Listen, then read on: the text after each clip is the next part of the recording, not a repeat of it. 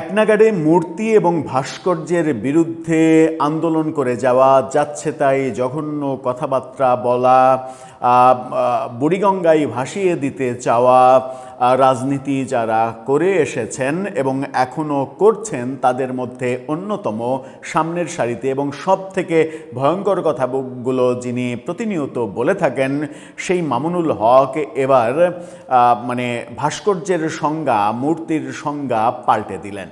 এবং সেই পাল্টে দেওয়াটা শুধুমাত্র নিজেদের রাজনৈতিক স্বার্থে কিনা সেই প্রশ্ন উঠল যখন জুলাই জাদুঘরে ভ্রমণ শেষে কিংবা দেখা শেষে তিনি এই মূর্তির কিংবা ভাস্কর্যের সংজ্ঞাটা পাল্টে দিয়ে নতুন হাস্যকর সংজ্ঞা সামনে আনার চেষ্টা করলেন, যে সংজ্ঞা এতদিন তারা সহ ধর্মভিত্তিক রাজনৈতিক দলের কেউ কখনো দেননি। চলুন একটু বিষয়টা পরিষ্কার হওয়ার চেষ্টা করি। এই ভিডিওতে থাকবেন পলিটিক্স টিভির নিয়মিত আয়োজনে।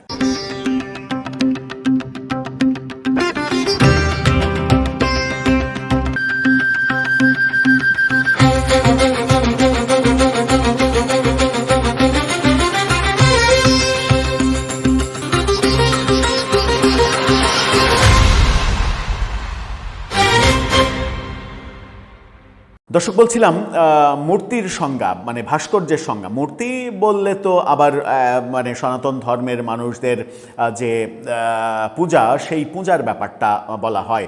ভাস্কর্যের সঙ্গে অবশ্য আমাদের ধর্মভিত্তিক রাজনৈতিক দলের অনেক নেতাই ব্যাপারটা গুলিয়ে ফেলেন, যে কোনটা ভাস্কর্য, কোনটা মূর্তি, কোনটাকে পূজা করা হয়, কোনটাকে পূজা করা হয় না, কোনটা শুধুমাত্র সৌন্দর্য এবং ইতিহাসের প্রতীক, কোনটাতে ইতিহাসের নানা ব্যাপার উঠে আসে, আর কোনটা মানুষ আরাধনার জন্য ব্যবহার করে এবং নির্দিষ্ট জায়গায় ব্যবহার করে, আরাধনার স্থানে ব্যবহার করে, সেই ব্যাপারটা আমরা গুলিয়ে ফেলি।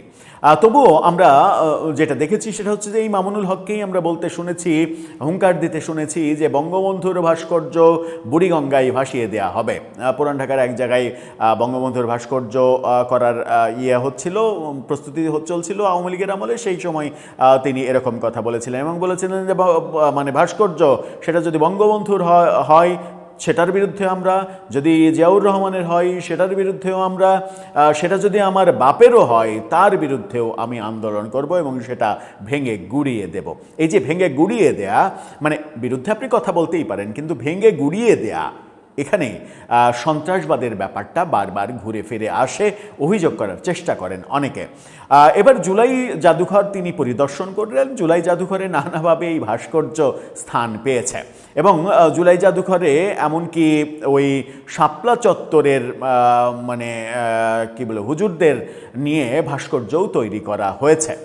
সেটা যখন তৈরি করা হয়েছে এবং এতদিন ভাস্কর্যের বিরুদ্ধে কথা বলা মামুনুল হককে স্বাভাবিক কারণেই প্রশ্ন করবেন সাংবাদিকরা যে এখানে এত এত ভাস্কর্য আছে, আপনি সেগুলো দেখেই বেরোলেন, আপনার মতামত কি? তিনি এবার যেটা বলছেন সেটা হচ্ছে যে এই ভাস্কর্যগুলো থেকে শুধুমাত্র মানুষের যে মুখের যে চেহারা, যে বদন, এই বদন এটুকু বাদ দিলেই সমাধান হয়ে যাবে। সুন্দর কৌশলে যদি এই অংশটুকু বাদ দেওয়া হয়, যেন বোঝা না যায় যে সেটা একটা পূর্ণাঙ্গ প্রাণী, মানুষ অথবা পশু, তাহলে এনাফ। তিনি বলছেন যে ধর্মে বলা আছে যে কোনো প্রাণীর ভাস্কর্য তৈরি করা যাবে না, মূর্তি তৈরি করা যাবে না। সুতরাং এই চেহারাটা বাদ দিলেই, পশু হোক কিংবা মানুষ হোক, এই চেহারাটুকু বাদ দিলে আর কোনো সমস্যা নেই। তার মোটা দাগে তিনি বলতে চাইলেন যে তাদের এখন এসে আপত্তি হচ্ছে মানুষের সম্পূর্ণ চেহারা সহ যে ভাস্কর্য কিংবা কোনো প্রাণীর সম্পূর্ণ চেহারা সহ যে ভাস্কর্য। পয়েন্ট টু বি নোটেড, এই পয়েন্টটা খুবই গুরুত্ব সহকারে আপনাকে নোট করে রাখতে হবে। আবারও বলছি, তাদের এখনকার অবস্থান হচ্ছে সেই ভাস্কর্যের বিরুদ্ধেই যে ভাস্কর্যে পরিপূর্ণ মানুষের অবয়ব, একটা মানুষের মূর্তি বানানো হয়েছে, ভাস্কর্য তৈরি করা হয়েছে, কিংবা একটা পশুর, ধরে নেন বাঘ, সিংহ, কিংবা এমনকি ওই যে দোয়েল পাখি, আমাদের দোয়েল চত্বরে দোয়েল আছে না, সেটারও বিরুদ্ধে তারা। সেই ক্ষেত্রে যদি দোয়েলের মাথাটা ভেঙে দেওয়া যায় তাহলে সেটা আর কোনো আপত্তি নেই, যেন এটাকে দোয়েল মনে না হয়। এটা একটা হাস্যকর মন্তব্য, যদিও এটাকে আমি হাস্যকর বলতে চাই না।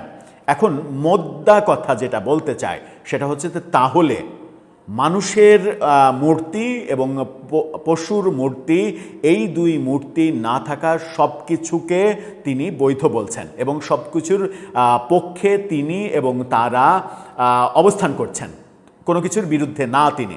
যেমন শহীদ মিনার, যেমন জাতীয় স্মৃতিসৌধ, যেমন এরকম অনেক কিছু এগুলোর বিরুদ্ধে না।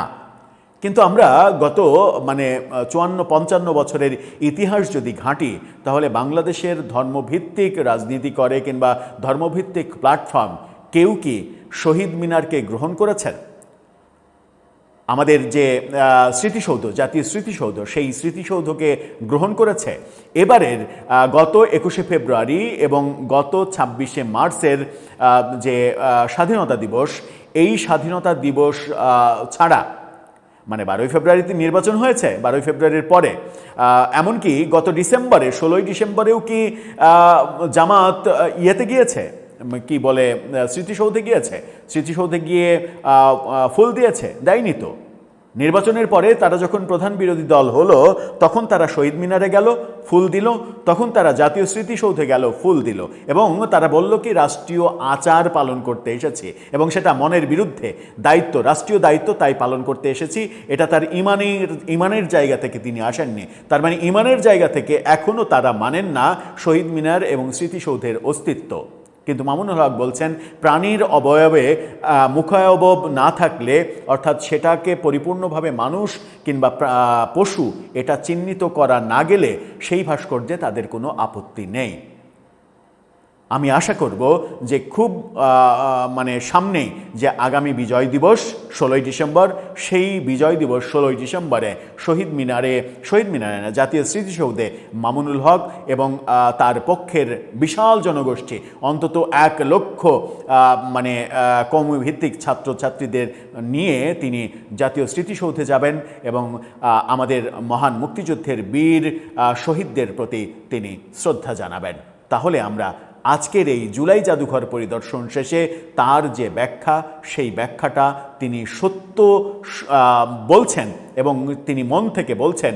তিনি দায়সারা জুলাই জাদুঘরকে যেহেতু সমর্থন করতে হবে, দায়সারা গোছের বলছেন না, রাজনৈতিক স্বার্থে বলছেন না, এটা প্রমাণ করার একটা সুযোগ আগামী 16ই ডিসেম্বর।